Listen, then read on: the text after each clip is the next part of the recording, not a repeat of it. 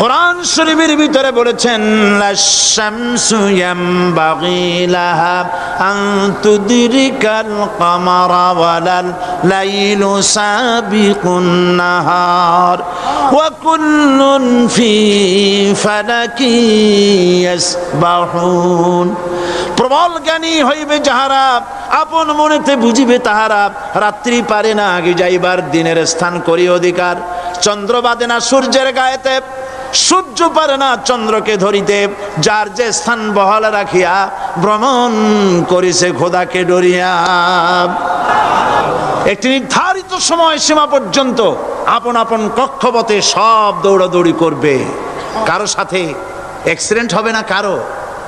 ওয়াকুল্লুন ফি ফালাকি ইয়াসবাহুন, যা আছে মহাশূন্যে সব ঘুরতেছে। কে বলে? বলেন সবাই, কে বলছে? কোন সূরা?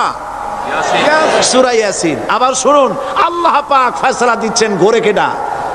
শুধু সূর্য ঘোরে না, শুধু চন্দ্র ঘোরে না, আল্লাহ মহাশূন্যে যা রেখেছেন সব ঘুরতেছে, সবই সন্তরণশীল, সব গতিশীল। সুতরাং ফয়সালা তো আল্লাহর কাছ থেকেই নিতে হবে।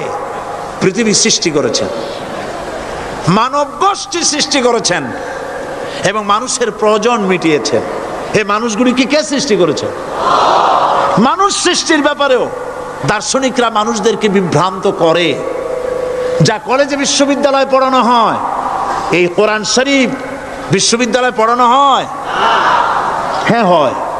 কয়েকটা আয়াত, কয়েকটা সূরা পরীক্ষায় পাশ করার জন্য একটু একটু অপশনাল রেখে দেওয়া হয়েছে। বর্তমান যে শিক্ষা কমিশন, শামসুল হক শিক্ষা কমিশন রিপোর্ট মন্ত্রী পরিষদে অনুমোদন করেছে বর্তমান সরকার। এই শিক্ষানীতিতে বলা হয়েছে ক্লাস 1 থেকে নিয়ে ক্লাস 5 পর্যন্ত ধর্মীয় শিক্ষা দিতে দেওয়া হবে না।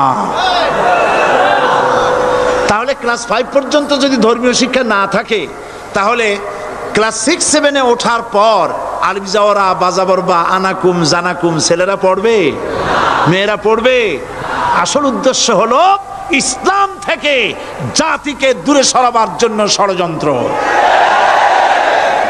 এই সরকারের প্রণীত শিক্ষানীতি আমরা মানি না। আপনারা মানেন?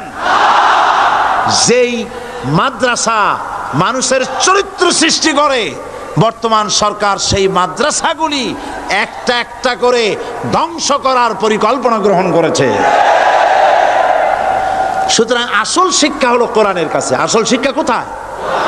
কোরআন।